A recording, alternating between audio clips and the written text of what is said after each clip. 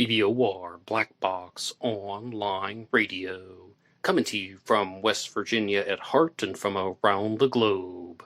And hello, Nedheads. Hello, Black Box Battalion. Today is Monday, another Zodiac Monday. Welcome to the show. How's everybody doing? On Mondays, I talk to you guys about the Zodiac Killer, an unidentified serial killer who operated in California in 1968 and 69. Whatever happened before or after that is still part of the mystery. And you guys know the drill. You can hit the like button if you want, subscribe if you haven't, and drop a comment down below if you have something to say about the Zodiac Killer. For larger things, you can send them to me at blackboxonlineradio@aol.com. And I am your host, Box Ned. First, I would like to give a big shout-out and congratulations to David Oranchak, who runs the show Let's Crack the Zodiac. The name of his YouTube channel is just David Oranchak, but he is, of course, part of the team that helped solve the 340 cipher, and David's YouTube channel has just hit the 30,000 subscriber mark. Big congratulations to him, and if you haven't watched his videos on the Let's Crack the Zodiac series, you are definitely missing out. And in terms of recommendations, I would also like to give some praise to Dion Walker, who has released a new video.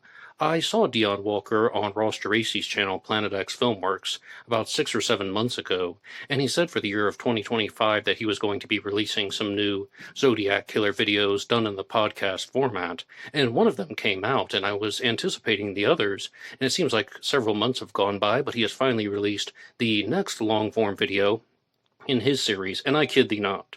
If you watch or listen to any other Zodiac videos today, I would highly recommend the ones on Dion Walker's channel. The one that came out about 7 months ago is called Zodiac Basement, and he released a new one about 5 days ago at the time of this recording that is called The Hamlet Letter.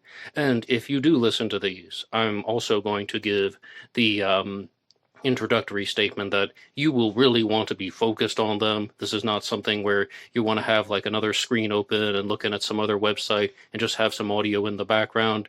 Definitely focus hard because it is up close and personal with the case file and the documents. And I will give you one preview statement for the episode that was on the Hamlet letter, because this is named for a letter that was written by William Hamlet, who worked for the SFPD crime lab. And of course, the Zodiac Killer was a serial killer who operated in Northern California, and including San Francisco. And the thing that I will share with you is that the Zodiac Killer wrote a letter in 1970 called the Little List Letter, and from Dion's video, he highlights all the points about how that letter is just chock full of fingerprints. There are multiple fingerprints that are found on the letter that can be traced potentially back to the Zodiac Killer, because so many people ask and answer the question, how can we solve this case? What forensic evidence do we have? And as of now, almost everybody believes that the DNA evidence in the Zodiac Killer mystery is unreliable. But if there are substantial fingerprints, or there is a large amount of fingerprint evidence that is left on one letter, this can be used to be compared to the other partial fingerprints on other letters, and in short, there might actually be some point of strength that could be used to solve the case and identify the Zodiac Killer. And we were talking about Dion Walker recently here on Black Box Online Radio because of the possibility of there being a type of connection between a fingerprint from a letter and from the crime scene, specifically the Zodiac Killer's final confirmed murder, the murder of Paul Stein on October 11th of 1969. And if there was a match from a fingerprint from a letter to the crime scene, that would really heighten the possibility of there being a single perpetrator, knowing that these fingerprints are indeed from the killer, and all we would need to do is find the right person. But the connection between the crime scene and the letter seems a little bit less reliable because, much as Druser said, it seems like mostly a similarity as opposed to a perfect match, and Dion goes into this in great detail in his video on the Hamlet letter. As I said, I do highly recommend it, but I also want to be very clear about some things. If we do not have this type of match between the crime scene and the letter, you guys know what's going to happen. You already know what people are going to say. Oh, one killer, one letter writer. One killer, 5 letter writers. I mean, people are really going to try and use that as an opportunity to start unwinding the Zodiac Killer theories and making things more complex. Now, if it turns out that there were multiple letter writers, I wouldn't get my feelings hurt. I would accept the result. But I just wanted to be clear that if there is evidence that does show that there was a single killer, that is definitely going to be a simpler narrative. And there is another video that is on his channel called Zodiac Basement, as I stated, which is mostly a reference to the Zodiac Killer's line that he had a basement. And you guys will perhaps remember the famous story of how not a lot of people in California have basements. But this one was more about establishing the groundwork for a single killer narrative, when Dion Walker is looking at how some people think that the Zodiac Killer's first confirmed crimes, the Lake Herman Road murders, were not committed by the Zodiac and that he just took credit for them in the letters. Because the Zodiac Killer doesn't announce his debut until after the Blue Rock Springs shooting, which saw the death of Darlene Ferrin. On December 20th of 1968, the Zodiac murders David Faraday and Betty Lou Jensen. No phone call, no letters, no credit has been taken. Then, 7 months go by until the Blue Rock Springs shooting on July 4th of 1969, and then the Zodiac decides to make a call on July 5th at 12:40 in the morning saying that not only was he responsible for shooting Darlene Ferrin and Mike Michaud, but he also killed those kids last year. And then there's the famous goodbye. But I digress from that. Some people are going to look at that 7-month gap and they're immediately going to think that there were multiple killers. I've talked about this a lot, almost ad nauseum. I used to say minute by minute I've talked about the multiple killers theory more than anyone on YouTube. That still might be true. But there is a certain case that can be made for a single perpetrator, and that's what Dion Walker really explored in his first podcast/video called Zodiac Basement, available on his channel, Dion Walker.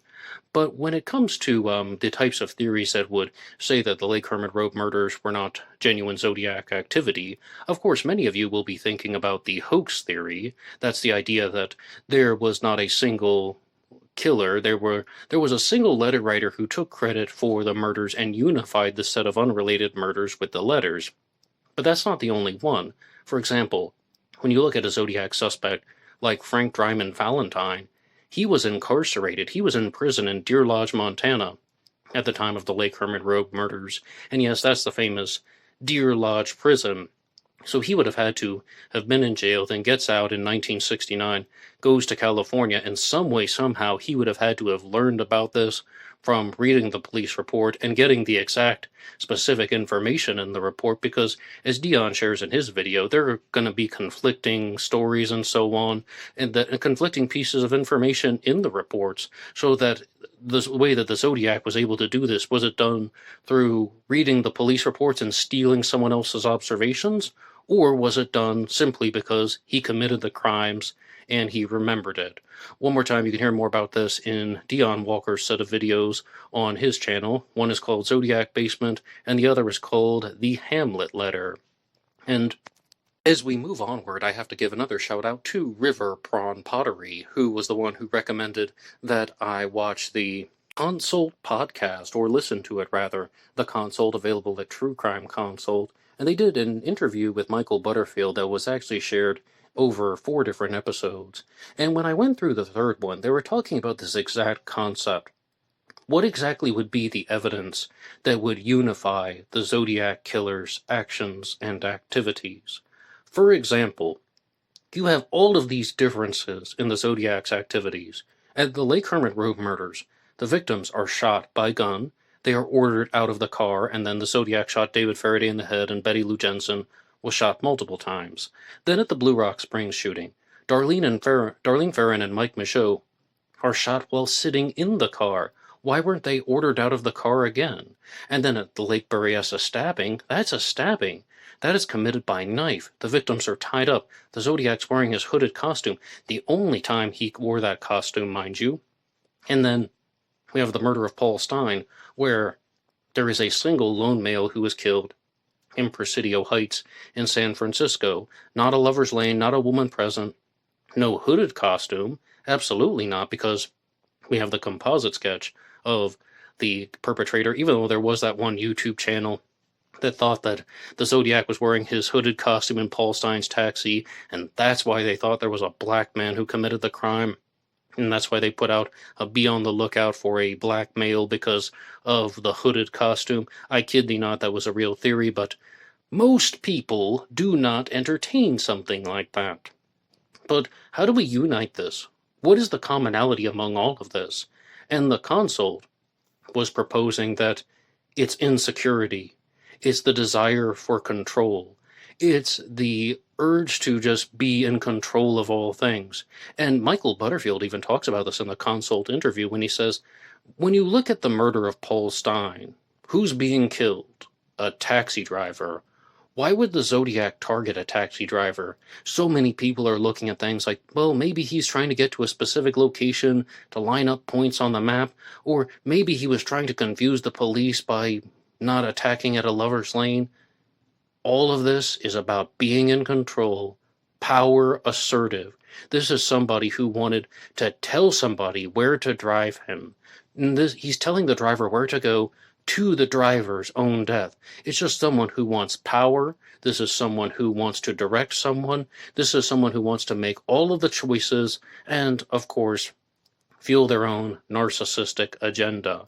And I mean, I really do think that that is a way that you can unite all of the crimes, because they were also talking about a lot of inspirations for the Lake Berryessa stabbing. That is another very power assertive crime that has taken place. At this time, okay, there's not a lone male, there are two people, Brian Hartnell and Cecilia Shepard, and the killer is approaching them with the hooded costume, pre-cut lengths of rope, and a knife. But in this case, the killer is just trying to get them under his control. He doesn't sexually assault the victims. He doesn't even make sure that they're dead, to be honest. He stabbed them in the back, but he wanted to do this to prove that he had the ability to do that.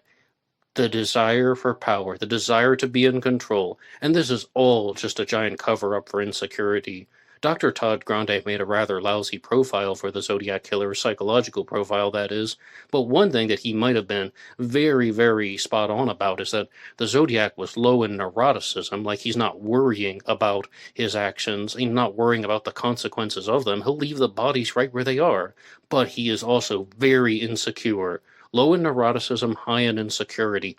Absolutely, that's the way that I think the Zodiac Killer was operating. And I know that might not sound like the most powerful piece of evidence that unites all of these crimes, but that is a real commonality. In the past, I used to say that the only thing that truly united the Zodiac Killer's crimes was the automobile connection, that cars are used some way, somehow.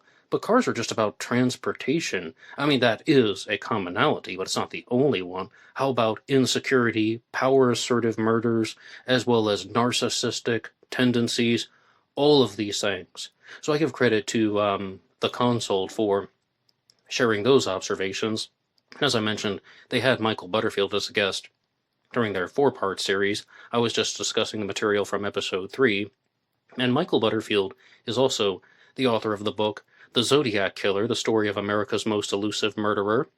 And yes, Tom Voigt, I'm well aware there's an error in the second sentence, but I was going through his book, and last time I was talking about the Blue Rock Springs shooting, which saw the deaths of Darlene Ferrin, the death of Darlene Ferrin and the shooting of Mike Michaud, and the first officer that was on site after the Blue Rock Springs shooting was Officer Richard Hoffman, and the second one, though, was an individual named Officer Meyring, and he is talked about a lot less frequently than Officer Richard Hoffman, but he's only referred to as Officer Meyring in the book, and I drew a blank. I had seen his name before. I'm going to be fully honest with you. I decided to pull up his obituary because I had drawn a blank on his first name, and now Google has that type of AI bot at the beginning that will answer questions for you. And it said that his name was Officer William Meyring, and he went by the nickname Bill. And I was just thinking, no, that doesn't sound right at all.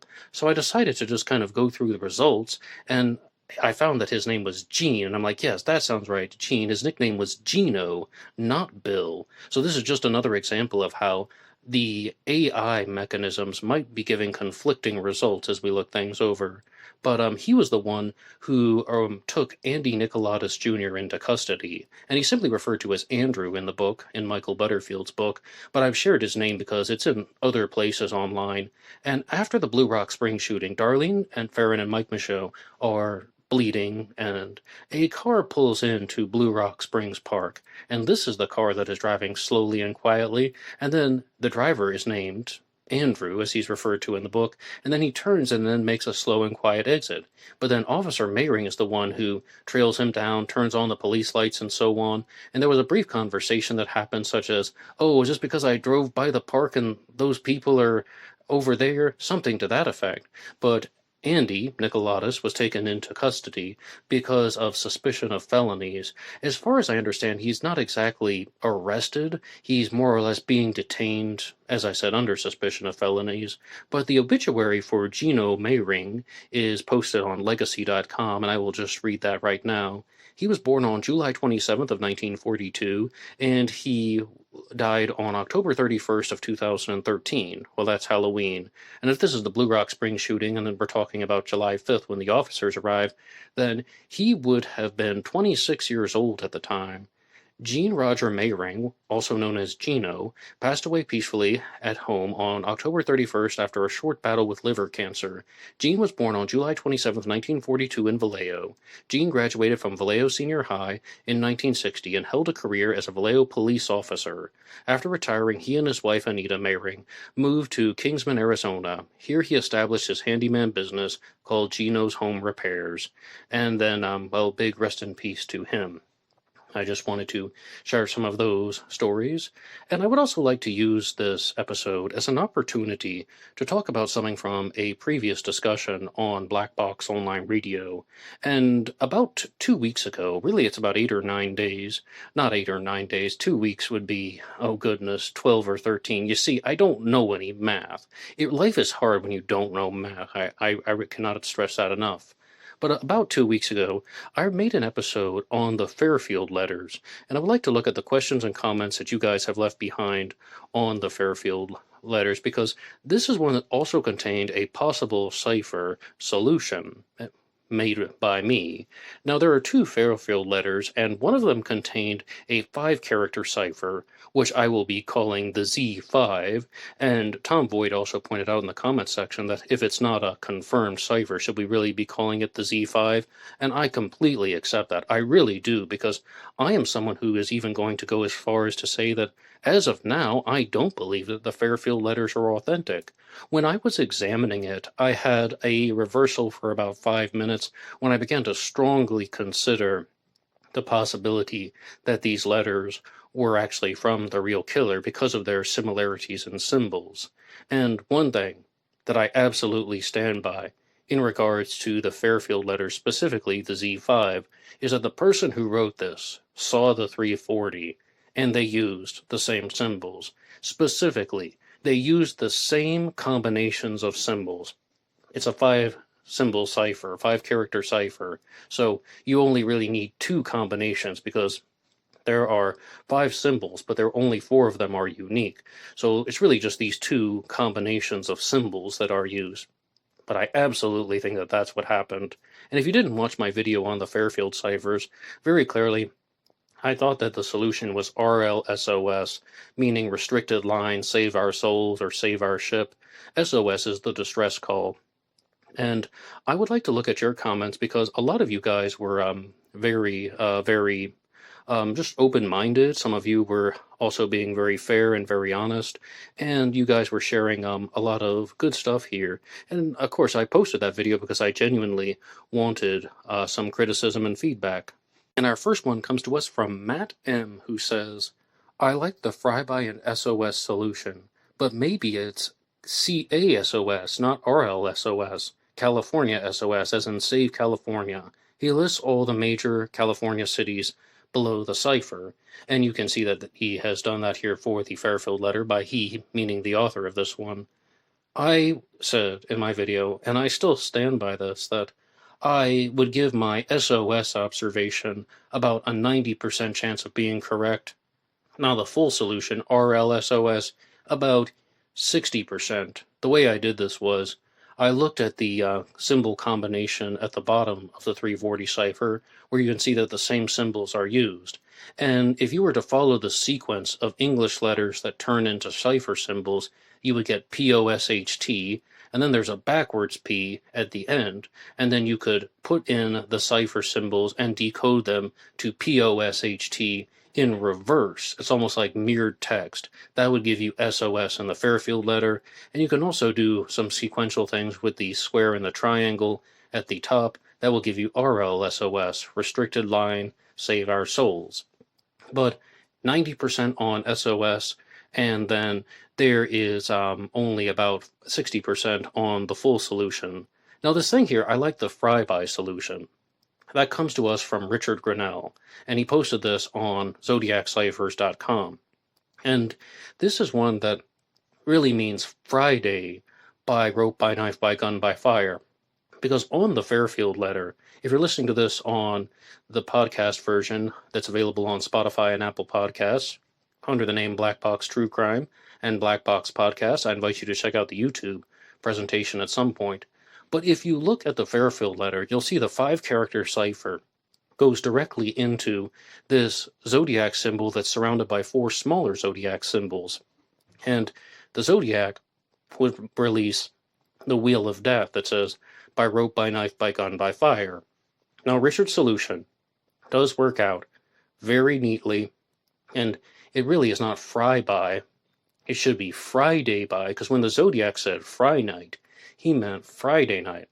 So when is he going to go on his next attack? Friday, spin the Wheel of Death by rope, by knife, by gun, by fire. I think you guys can follow that. And I think that his solution actually has something that is a lot better than mine. We're calling this the Z5, the 5-character solution to the cipher.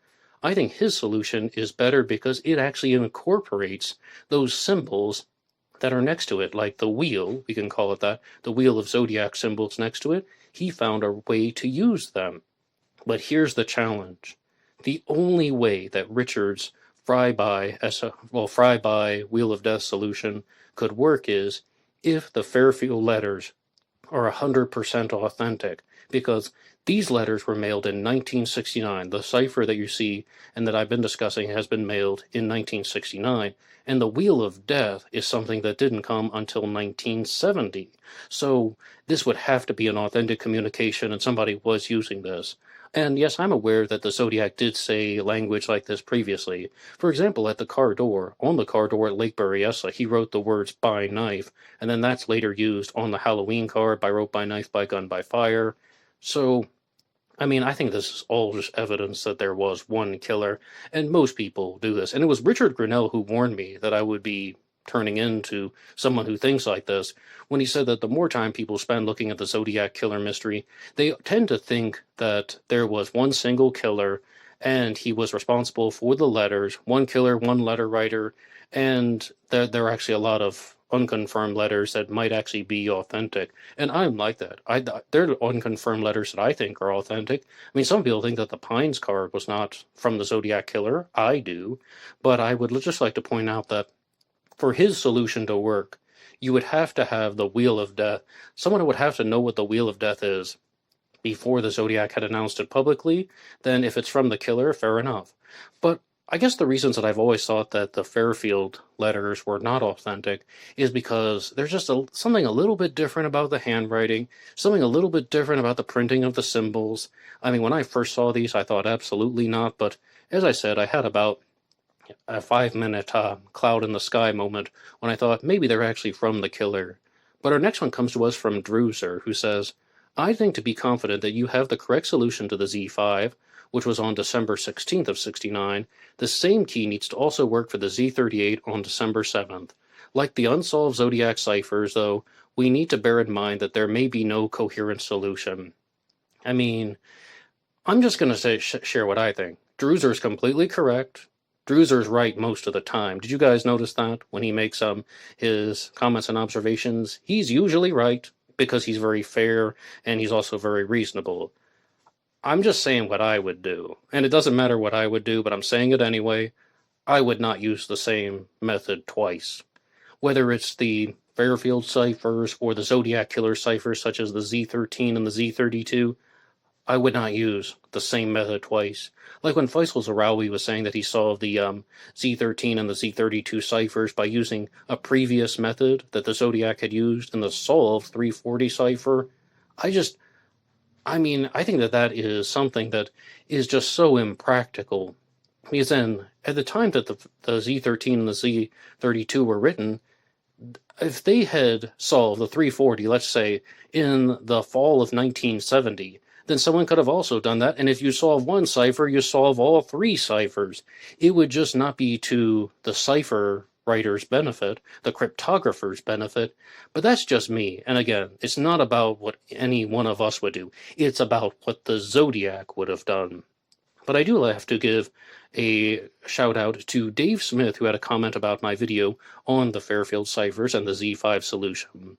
Dave says, Ned, are you putting all this time and energy into cracking this because you think there's some clue in these ciphers, or is it just a challenge? I don't get it. Whatever the solution is, its decoded message is probably a load of BS. Now, I never once thought of it as just a challenge. To be honest, I had been meaning to take a look at the Z5 cipher for quite some time.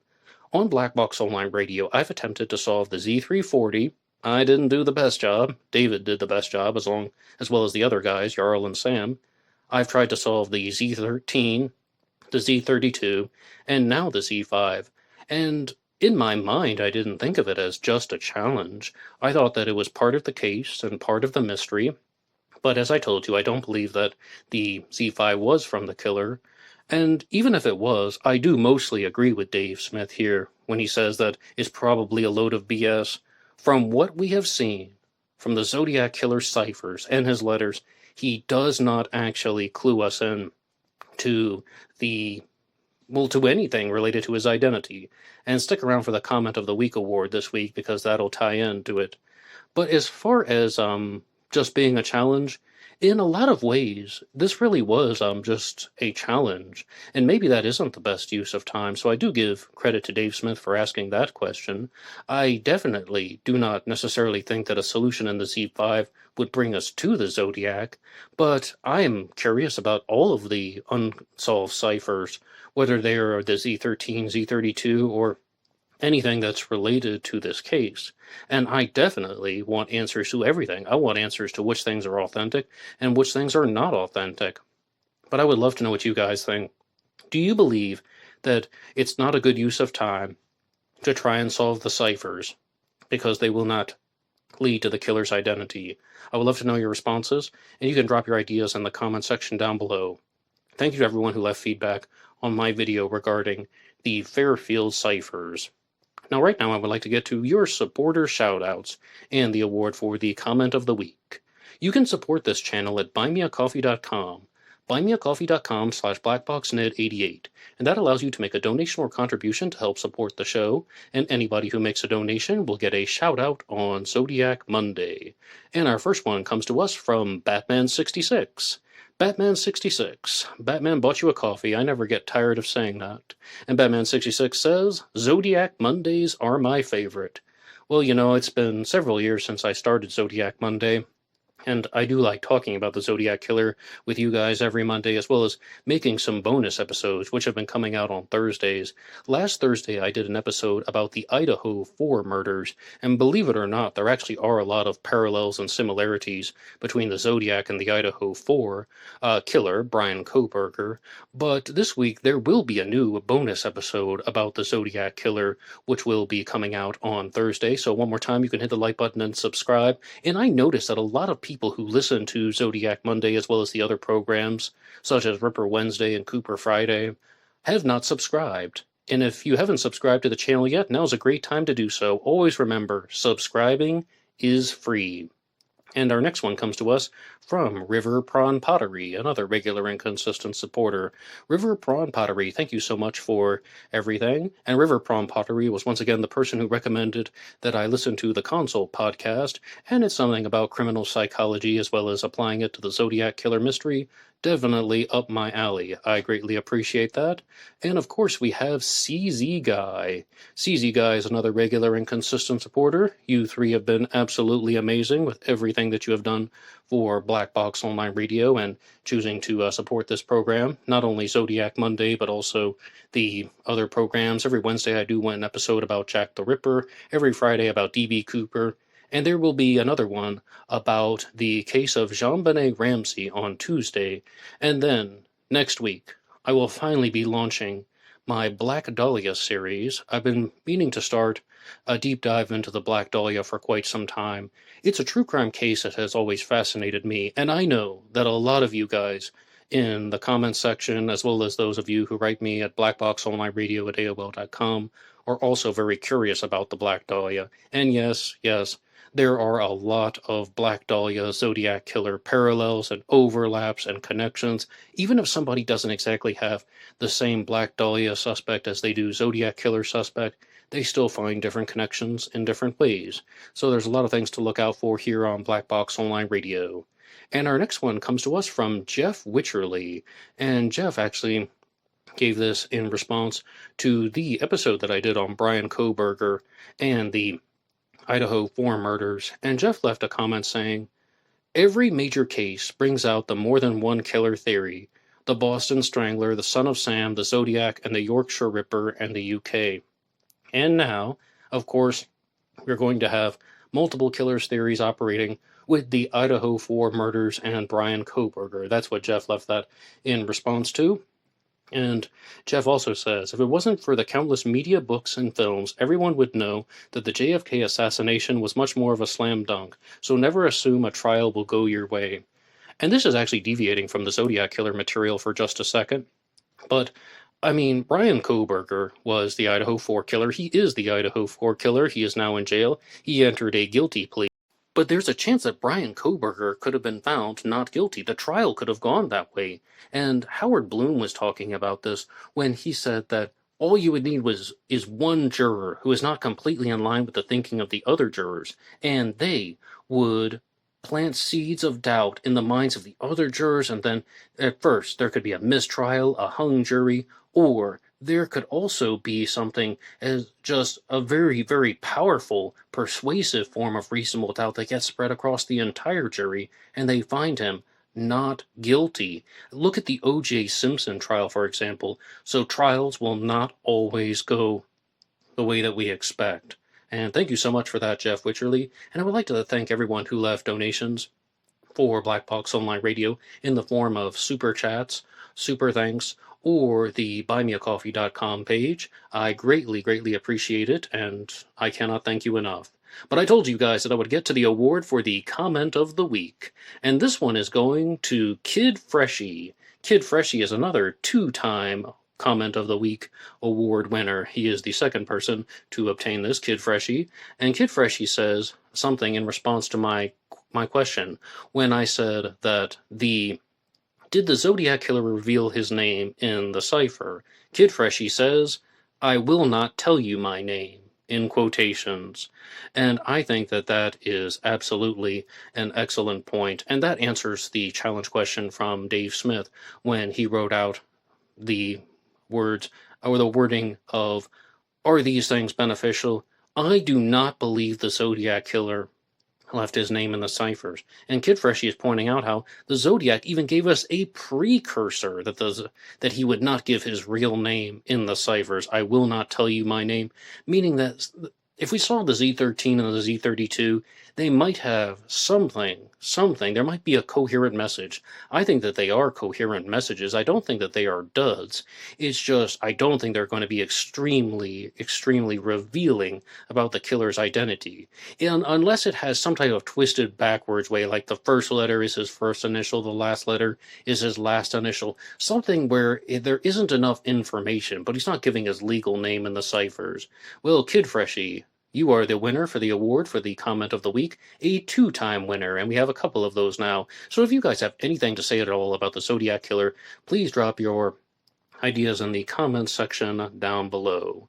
And I would also like to give a shout out to Quentin Broom, who sent me something on YouTube, actually. This was sent into the email address, blackboxonlineradio@aol.com, and Quentin Broom asked, Ned, did you see this video called DNA just revealed the Zodiac Killer 50 years later?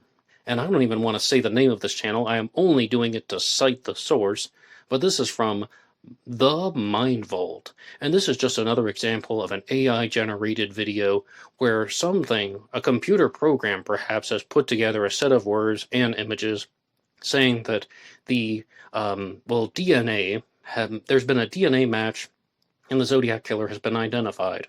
This channel, The Mind Vault, has multiple videos on the Zodiac Killer, although they do cover other subjects.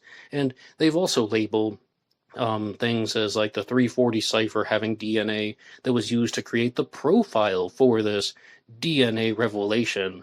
Now, as somebody said when someone made a D.B. Cooper DNA video, maybe we have all just missed the biggest story of the year. Maybe we all just missed out on how there's this miraculous DNA revelation connected to a suspect, mind you.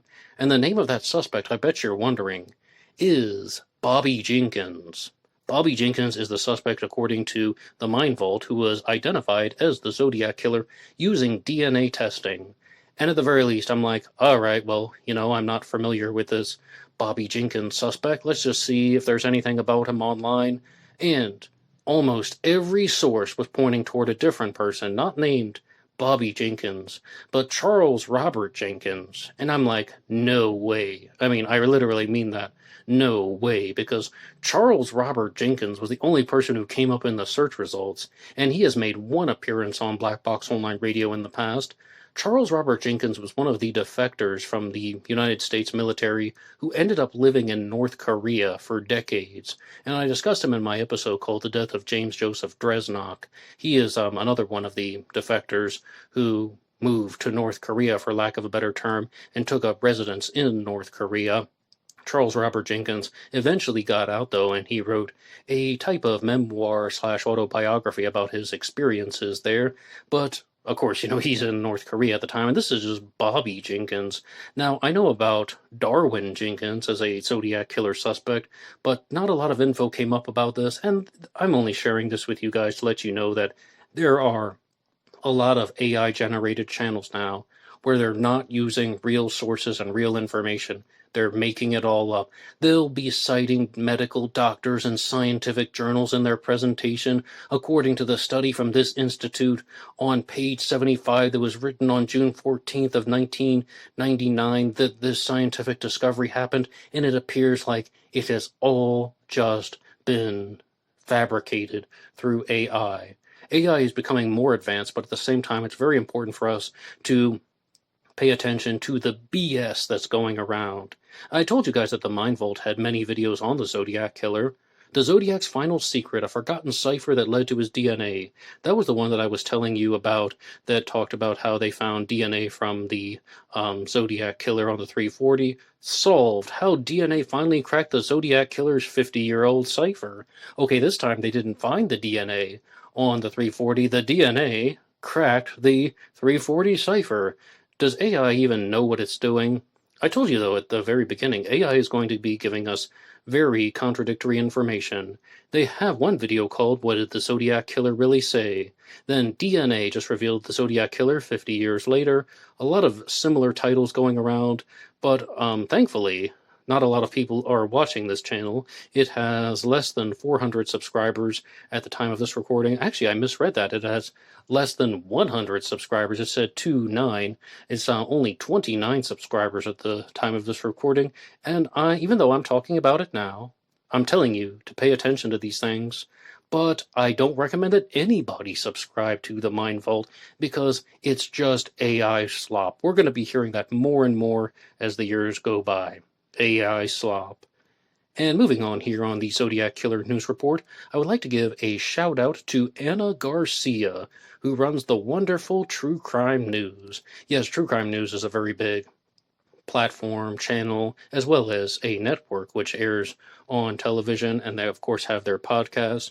And True Crime News put out a very interesting podcast on the Twitter killer. The Twitter killer was somebody from Japan named Takahiro Shiharishi, and he is someone who was a different type of serial killer, and I would like to enter this into something that I do call the Versus series, where I compare the actions and activities of the Zodiac Killer to a different serial killer, and I think that you guys might find some real value in this. I think you guys might find a real benefit to this, so please stay tuned. I promise that this is Zodiac related. But the Twitter killer, and yes, that's Twitter, no longer X, we're going to use the term Twitter for this one because that's what he's called. That's his serial killer alter name.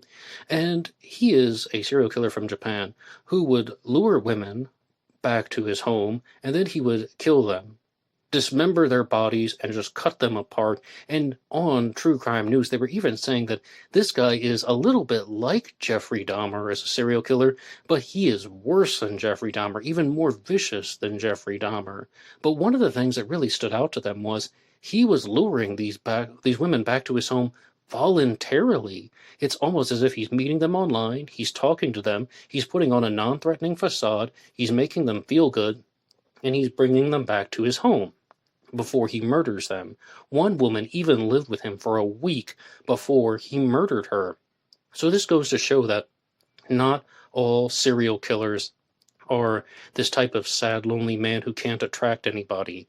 And I'm really going to come to something about this because when we look at the previously mentioned Bryan Kohberger and the Idaho 4 murders, he is thought to have been a type of incel who was mostly rejected from women, but he committed his crimes by knife, and of course the Twitter killer is very, very vicious with the bodies of the victims. What really is the thought process of a serial killer, and what does that say about psychological profiling? I was watching an episode of the show Surviving the Survivor, and they had a guest on there named Dr. Gary Brucato, and he made some comments about psychological profiling in relation to killers who commit crimes by gun and killers who commit crimes by knife. And I'm just listening with open ears, open eyes too, because, podcasts can be on YouTube now.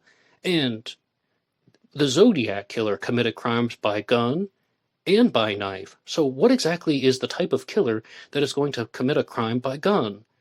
Dr. Gary Brucato was like, in terms of profiling, when a serial killer is going to commit crimes by gun, this is usually somebody who is going to be very meek, very mild-mannered, very gentle. He might even be trying to put on the facade of being the nicest guy in the world. If this is the type of person to commit crimes by knife, then he might be a little bit antisocial, he might be very reserved, but he's also going to give off the very odd and awkward impression. People who are going to be around him are going to be bothered. They're also just going to stay away from him. They don't want to mess with him because there's also something that is intimidating about this type of person, and I think all of that matches up with Bryan Kohberger. That was a psychological profiling statement that was made about a killer who commits crimes by knife, specifically either a serial killer or a budding serial killer before the arrest of Kohberger. And when we look at the actions of the Zodiac Killer, what type of person is he going to be? Is he the type of person that's going to talk to women and bring them back to his home? Is he the type of person who is going to be meek and mild-mannered and the nicest guy in the world? Or is he going to be the awkward oddball who is also going to intimidate people, and they don't want to talk to him because he is also intimidating and there's just something that is threatening about him? Absolutely, it's the last one. The Zodiac committed crimes by gun and by knife, and I think that by knife profile matches the Zodiac Killer. When we read the witness descriptions of the Zodiac, 5 feet 8 to 6 feet tall, some guy who's around up to 6 feet tall, large, bulky, built like an offensive lineman, beefy but not overly fat, and, let's not kid ourselves, homicidal tendencies. I really don't think that the Zodiac would have put on the facade of being the nicest guy in the world. He would match up more with somebody who would definitely just give people this odd feeling. And Dr. Gary Brucato also shared another thing about the type of killer that would commit murder by knife. Someone who is going to move conversations to violence very early on, Like, say, for example, this serial killer is just having a conversation in his daily life, talking to a coworker, talking to somebody that he's sitting next to on a bus, and just an ordinary conversation very early on, he will shift the conversation to something about guns, about knives, about hunting, about maybe even criminal stories. Yes, I think all of that would match up with the Zodiac Killer. So definitely I think the Zodiac is going to be someone who is a little bit intimidating, definitely not gentle, and definitely not someone who is going to be a kind of meek and quiet individual. He would be more like the intimidating and quiet individual, and I don't think that he would have had any of these types of social skills like the Twitter killer to lure people back and then set up these elaborate plans. The Zodiac had to go out and find people more or less in the wilderness, okay, not in the wilderness, at parks, because he didn't have the ability to do that. Awkward, oddball, antisocial personality type. All of that matches with the Zodiac Killer. Let me know what you think about everything that I have said in this episode. I would love to read your comments. You can drop them in the section down below. If you disagree with me, that's fine. Just drop your comment in the section down below as well. Maybe your comments will be worked into a future episode of Black Box Online Radio. And you guys know where to write the show, blackboxonlineradio at AOL.com. You can also get me on Facebook. My personal Facebook is Ned DeHaan. And there is, of course, blackboxned88 on Instagram. No longer on TikTok, unfortunately. They banned us from TikTok, sadly. But you can also find something new. There is a page now called True Crime Designs, and that is going to be used to archive the images that you see going by on the screen here. I have to thank Dennis G so much for helping find images for Black Box Online Radio. They're also used in the shorts that come out Monday through Friday, but they will be archived on a page on Facebook called True Crime Designs, and I'm going to include a link to that down below. And really, if you want to support all of these efforts one more time, buymeacoffee.com/blackboxned88. But aside from that, I will see you tomorrow for a new episode about the story of JonBenet Ramsey. And for now, goodbye.